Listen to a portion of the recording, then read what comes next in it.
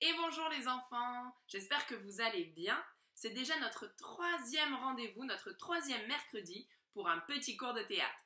En tout cas, bravo pour ce premier défi relevé haut la main, je dois dire.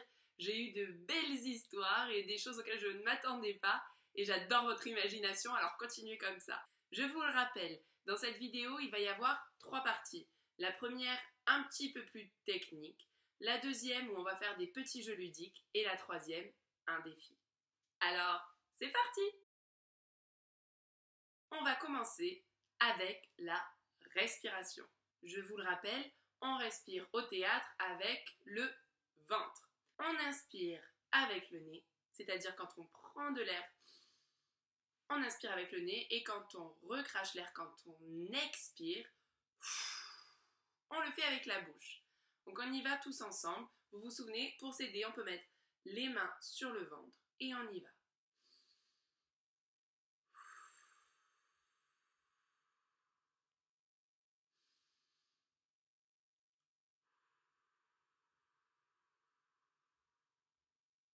Ça doit être un moment de détente, ce qui veut dire que votre corps doit être bien détendu, on n'est pas stressé, on n'a pas les épaules comme ça, on est détendu et on ne recrache pas tout l'air d'un coup. Vous vous souvenez, on essaye d'aller lentement et de durer le plus longtemps possible, d'accord? Je vous rappelle, votre ventre, il doit se gonfler à l'inspiration quand on respire avec le nez et il doit se dégonfler, se creuser quand on expire, quand on souffle. Ok? On y va encore 1 ou 2 fois. On inspire avec le nez et le ventre se gonfle. Et on expire, le ventre se creuse.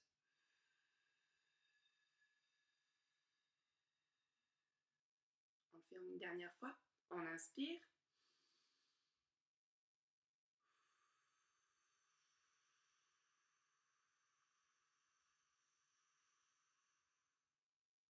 Un exercice que vous pouvez faire à la maison, le soir par exemple, vous vous allongez sur votre lit, sur le dos, et vous mettez un livre sur votre ventre. Et là, vous regardez, quand vous respirez, si le livre monte et descend. C'est-à-dire quand vous prenez de l'air, il doit monter, et quand vous expirez, quand vous soufflez, le livre doit redescendre. Et ça peut même être un moment très apaisant et qui peut vous aider à vous endormir. Pour continuer à travailler sur la voix, on va faire un jeu qui s'appelle le jeu du caillou. C'est-à-dire qu'au fur et à mesure, je vais vous montrer des cailloux imaginaires, de plus en plus gros, et vous allez devoir les ramasser. On va compter ensemble jusqu'à 3, et à 3, on va devoir les lancer en faisant « Ha !» Vous vous souvenez, la respiration saccadée de la semaine dernière? Ha, ha, ha, ha. Ça part du ventre. Donc on y va. On ramasse un petit caillou comme ça. C'est tout petit, pas bien lourd, d'accord? On le ramasse. On l'a dans la main, on me le montre. 1, 2, 3. Ha! On l'envoie. On va en ramasser un plus gros. Maintenant, il est comme ça. On y va. On le ramasse. 1, 2, 3. Ha! Maintenant, il est comme ça. Allez. On commence à le sentir quand on le soulève. Il n'est pas léger, d'accord? Je veux aussi le sentir et le voir, que c'est pas forcément évident de le ramasser, d'accord? On y va. 1, 2, 3. Ha! On va en ramasser un maintenant. Commence à devenir lourd. On y va. 1, 2, 3. Ha! On continue. Attention maintenant. Comme ça. Là, on a vraiment du mal à le ramasser. 1, 2, 3. Ha! Et attention, le dernier. Le plus gros possible. On y va. Il est lourd, faut le sentir. 1, 2, 3. Ha! Ok, normalement, vous avez dû sortir votre voix. Ça a dû être de plus en plus fort. Plus le caillou était grand, plus le ha devait être puissant. Est-ce que vous l'avez remarqué? Maintenant, vous avez l'habitude. On fait comme si on avait mangé 6, 7, 8 chewing-gums et on fait des grosses grimaces avec son visage. Surtout, ce qui m'intéresse, c'est la mâchoire. On ne peut pas fermer sa bouche. Vous devez avoir des têtes aussi rigolotes que la mienne, hein. Et maintenant, pour finir de bien réveiller les lèvres, on va faire le son brrr, brrr. On peut même s'amuser à faire des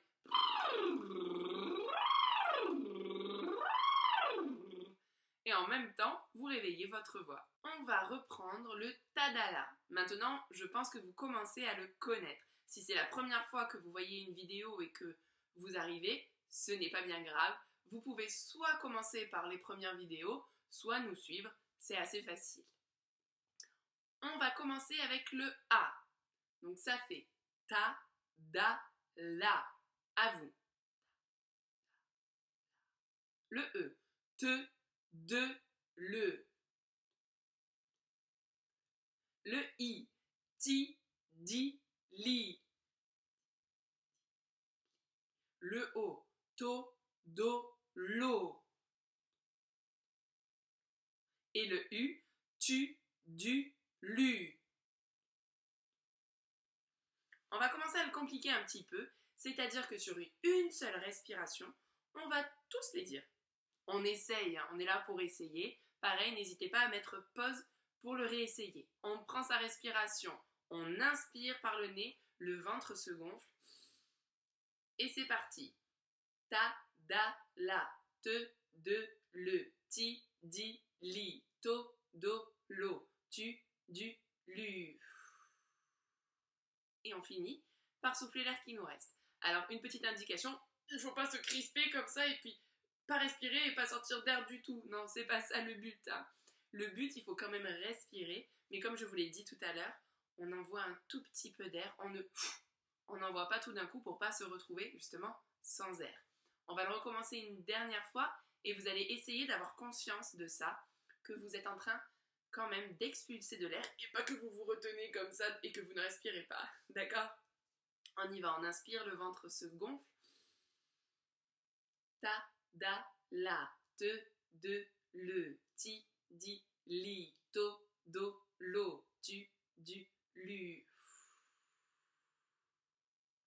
Ok, vous avez vu, on commence à faire des choses un petit peu techniques hein, quand même, mais je suis sûre que vous vous en sortez bien. N'hésitez pas à me dire si c'est un petit peu trop compliqué. On va reprendre nos virelangues. Le premier, vous le connaissez, piano, panier.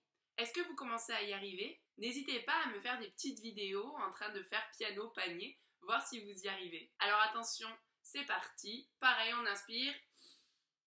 Piano, panier, piano, panier, piano, panier, piano, panier, piano, panier, piano, panier, piano, panier, piano, panier. Moi j'ai plus d'air. Pareil, on recommence une fois, on le dit lentement au début et on essaye d'aller de plus en plus vite. On y va, on inspire. Piano, panier, piano, panier, piano, panier, piano, panier, piano, panier, piano, panier, piano, panier, piano, panier, piano, panier. Le deuxième, c'est un nouveau que j'ai découvert aussi et je le trouve plutôt mignon. Son chat chante sa chanson. Son chat chante sa chanson. Comme je vous l'ai déjà dit dans la vidéo 1, n'hésitez pas à surarticuler au début quand vous l'apprenez et après vous verrez ce sera beaucoup plus simple. On prend son temps au début pour réussir à la dire vite ensuite. Son chat chante sa chanson. Son chat chante sa chanson. Son chat chante sa chanson. Son chat chante sa chanson. On passe à la partie un petit peu plus ludique. On a bien échauffé la voix, on va échauffer le corps. On va changer du spaghetti soldat de d'habitude, c'est-à-dire que vous allez marcher. Et quand je vais dire 1, je veux vous voir sauter. Quand je vais dire 2, vous vous mettez accroupi. Quand je dis 3, vous dites bonjour. Et quand je dis 4, vous caressez un petit chat au sol, très très mignon, en disant « Qu'il est mignon !» Je répète, 1, on saute. 2, on s'accroupit. 3, on dit bonjour. Et 4, on caresse un petit chat en disant qu'il est mignon. Alors attention, le chat il est imaginaire, on caresse pas son frère ou sa sœur. Hein. On y va, vous marchez normalement sans courir. On marche. 1. Et on continue à marcher. 2. Vous continuez à marcher. 3. Bien. On continue. 4. Des petits chats super mignons. Ok, on continue à marcher. Je vous l'ai fait dans l'ordre une première fois pour que vous puissiez essayer. Maintenant, je l'ai dit dans le désordre. On marche. 3. 1. Continuez à marcher à chaque fois. N'attendez pas que je vous le dise. Vous continuez à marcher dès que vous avez fait l'action. 4. 1. Maintenant, on est pressé. Vous continuez à marcher, mais vous marchez beaucoup plus rapidement. Vous êtes pressé et on continue. Quand on fait des actions, on les fait de manière pressée. 2. 4. 3. 2. 1. 4. 1. Ok, on peut s'arrêter. C'est bon, vous sentez votre corps un petit peu chaud? Nous arrivons à l'exercice des émotions. Vous vous souvenez un petit peu ce qu'on a fait avant? Ok. On va maintenant le faire sous forme de statue. C'est-à-dire que vous allez imaginer une statue, donc c'est-à-dire prendre une position et ne plus bouger, et une statue qui représente l'émotion que je vais vous donner. La première statue que vous allez me faire, elle est en colère. Je vous laisse faire votre statue en colère. Bien. Maintenant, vous me faites une statue qui est heureuse.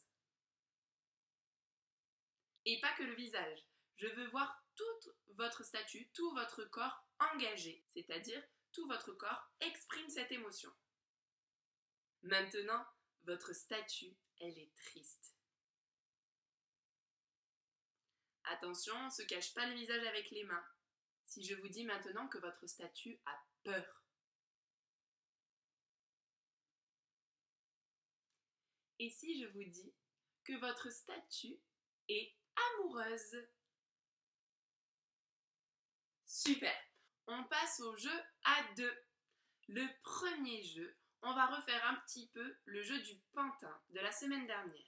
Il y en a un des deux qui est un pantin de bois. Il ne peut s'activer que quand l'autre tire ses ficelles. Et j'en ai vu certains qui trichaient dans les vidéos qui m'ont envoyé et qui prenaient la ficelle et qui faisaient un petit nœud quelque part, hein, pour laisser la main en l'air. Non, non, non, non, non. On n'a forcément que 2 ficelles dans les mains. Les autres articulations ne fonctionnent pas en attendant.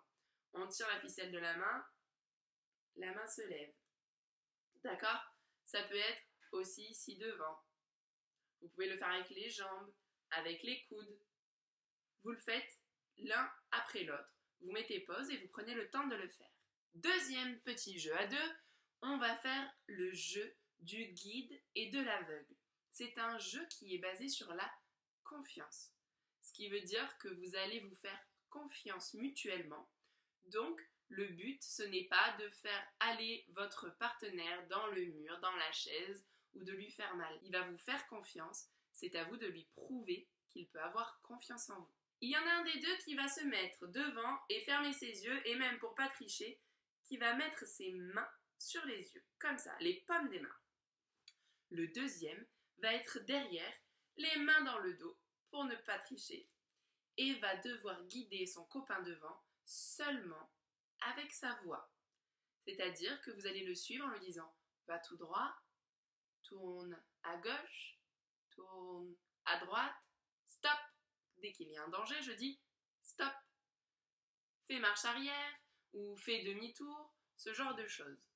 Si jamais vous ne connaissez pas encore votre gauche et votre droite, ce que vous faites, vous avez l'autorisation de ne pas mettre les mains dans le dos et vous dites « Tourne de ce côté, tourne de ce côté ». Et vous tapez sur l'épaule de la personne avec qui vous le faites. D'accord? Allez, pareil, on met pause et on fait l'exercice. J'ai l'impression que dans la vidéo numéro 2, ce qui vous a plu, c'était le mime. Alors, je vous en ai concocté un nouveau. Prenez de l'espace, je vous raconte une histoire et vous la mimez. C'est-à-dire que vous n'avez pas le droit de parler, seulement votre corps a le droit de parler. C'est-à-dire votre visage, vos articulations, tout bouge, sauf votre bouche. Imaginez que vous êtes parti dans un zoo et que vous êtes parti vous balader derrière, vous voyez toutes les cages avec les animaux, vous voulez faire une petite blague et vous rentrez dans la cage au lion. Sauf que derrière vous, la cage au lion s'est refermée et on se trouve enfermé dans la cage avec le lion. Comment on réagit? On essaye de pas faire de bruit pour pas que le lion nous entende. Alors on essaie de retourner à la porte par laquelle on est rentré. Et on se rend compte qu'elle est fermée, ça s'est refermé derrière nous. Tout de suite on regarde aussi, on n'arrête pas de regarder sans cesse si le lion ne se réveille pas, pour ne pas qu'il nous mange. Hein.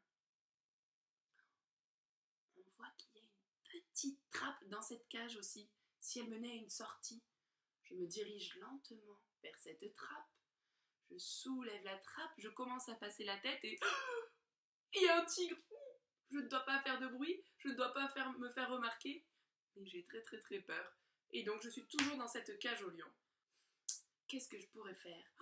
D'un coup, il y a un chien qui arrive et qui me voit et qui commence à aboyer. Alors je lui fais signe de s'arrêter, de ne pas faire de bruit, je voudrais pas qu'il réveille ce lion quand même. Chien, on arrête de faire du bruit. Mais évidemment, je n'ai pas le droit de lui dire, je fais du mime. Et tout d'un coup, le lion se réveille. Je me mets contre un mur. Et je ne bouge plus, peut-être qu'il ne va pas me voir.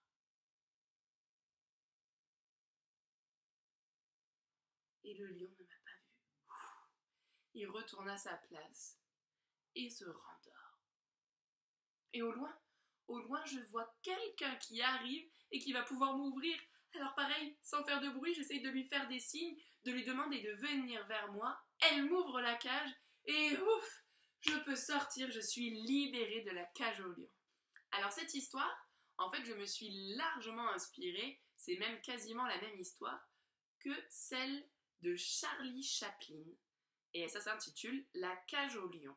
Charlie Chaplin, je ne sais pas si vous le connaissez, mais c'est quand même un symbole du cinéma muet.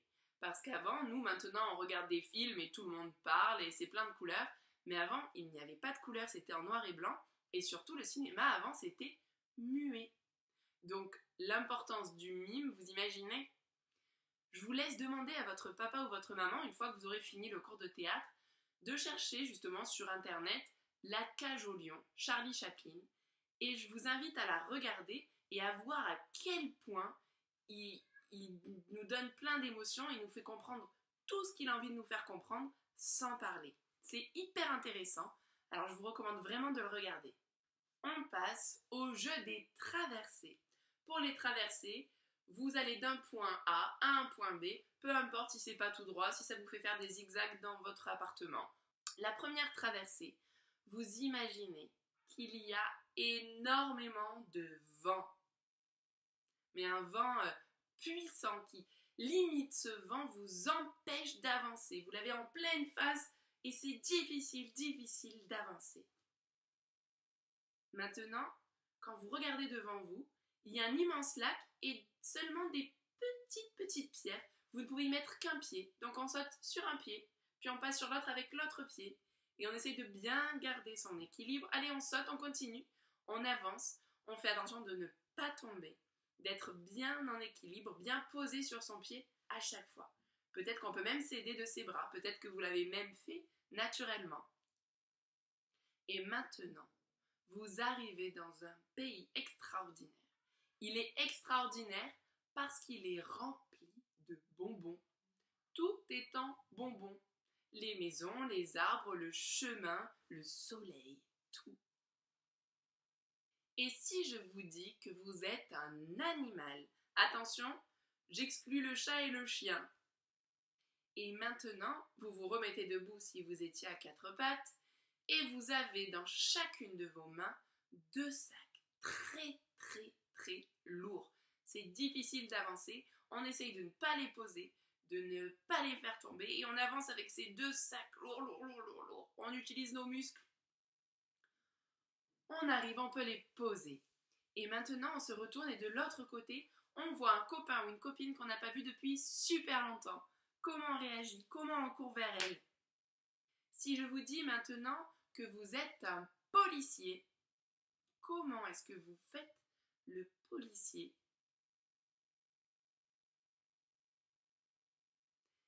Et attention, on va retravailler l'équilibre. On imagine qu'on a un livre sur sa tête et qu'on doit marcher sans faire tomber ce livre. Alors ça, c'est pas possible comme ça de marcher rapidement. On est obligé de marcher assez lentement, même peut-être de rentrer le ventre, je ne sais pas, de se tenir bien droit pour éviter de faire tomber ce livre.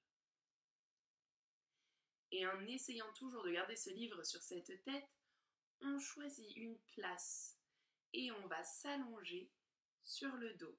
En étoile, je vous rappelle, ça veut dire les bras et les jambes écartés au sol. On est allongé sur le dos. On s'allonge tranquillement et on ferme les yeux. On essaye de ne plus bouger comme si on était une statue. Nos pieds, nos jambes, nos bras, tout se détend et on va imaginer qu'on va faire un petit dessin au sol. Vous savez, des fois, vous mettez votre main sur une feuille et avec un crayon, vous faites le tour de votre main. On va faire pareil avec un énorme crayon imaginaire qui va faire le tour de notre corps. Alors il va partir du haut de la tête et il va passer et descendre jusqu'au cou. Il va remonter tout le bras, faire le tour de la main, descendre jusqu'à mon aisselle et il va descendre tout le long de la jambe, jusqu'au pied. Il va faire le tour de mon pied, il va remonter entre les jambes, passer sur l'autre jambe et descendre à nouveau jusqu'à mon autre pied. Faire le contour de mon pied, remonter le long jusque sous mon bras. Et pareil, à nouveau faire le tour de mon bras, le tour de mes mains, de chaque doigt si j'ai les doigts écartés. Il va remonter jusqu'à mon épaule, le cou, passer sur ma tête et revenir au sommet de ma tête. Et j'ai dessiné au sol la position de mon corps. Je prends le temps de respirer, d'inspirer par le nez, d'expirer par la bouche. Et tout doucement, je me mets dans la position que j'aime, la position qui m'est confortable. Et je repense aux exercices que je viens de faire. J'ai peut-être découvert des choses. J'en ai revu certaines que je connaissais. Il y en a même que j'aime beaucoup faire. Et doucement, on réouvre ses yeux. Et doucement, on commence à faire bouger les doigts de ses mains. Et on fait bouger aussi ses bras. Et on commence à faire bouger son corps, son bassin, ses jambes, ses pieds, tout doucement, des petits mouvements doux. Et on va commencer à se relever et à se mettre debout doucement. Et on peut même se dire ce qu'on a aimé faire ou s'il y a des choses qu'on a découvertes aujourd'hui. Nous en sommes à la 3e partie, la partie du défi. Cette semaine, le défi que je vais vous proposer, c'est de devenir, vous, des metteurs en scène. Qu'est-ce que c'est être metteur en scène? Par exemple, moi, quand avec vous, avec des enfants ou des adultes, je monte un spectacle et que je suis le metteur en scène, ça veut dire que j'ai le texte et que je vais imaginer comment ils vont se déplacer, où ils vont aller, quel va être le décor, ce genre de choses. Et bien aujourd'hui, c'est vous qui allez faire ça à travers 3 photos. Donc vous allez mettre en scène votre quotidien à travers des photos. C'est-à-dire qu'en ce moment, on vit une période un petit peu particulière avec ce confinement Et je suis sûre que vous avez des activités, des rituels peut-être, des choses que vous faites tous les jours et que vous pouvez partager avec nous. Alors vous pouvez demander soit à vos parents, vos frères et sœurs, les personnes avec qui vous êtes confinés de participer et c'est vous qui allez les prendre en photo. Vous allez leur dire, toi par exemple tu t'assois ici, tu tiens cette chose, tu fais ceci comme ceci. C'est vous qui décidez. Si vous ne pouvez pas demander, peut-être que vous pouvez le faire même avec des peluches, je sais pas, soyez inventifs. Et ensuite, vous m'envoyez ces 3 photos, que je vois un petit peu comment vous vivez cette période et l'imagination avec laquelle vous allez me transmettre vos journées, votre quotidien pendant cette période un petit peu particulière. Ça y est, notre 3e cours est terminé. Je suis vraiment heureuse de le partager avec vous chaque mercredi, ce petit moment. Merci de vos retours, je suis heureuse de voir votre travail et de pouvoir en discuter avec vous. N'hésitez pas, même si c'est la première fois que vous arrivez et qu'on ne se connaît pas, c'est pas grave. Je suis heureuse d'avoir votre travail, de vous faire des retours. Vous pouvez aussi recommencer les vidéos 1 et 2 et puis m'envoyer à nouveau vos petits travaux. Ça ne me gêne pas du tout, au contraire, c'est vraiment du bonheur. Par exemple, Adrien, il a inventé un personnage du cours 1 et puis il me l'a dessiné et il me l'a envoyé. Et je trouve ça vraiment trop chouette. N'hésitez pas à m'envoyer tout ce que vous voulez, on en discute ensemble et puis surtout prenez soin de vous. Au revoir les enfants.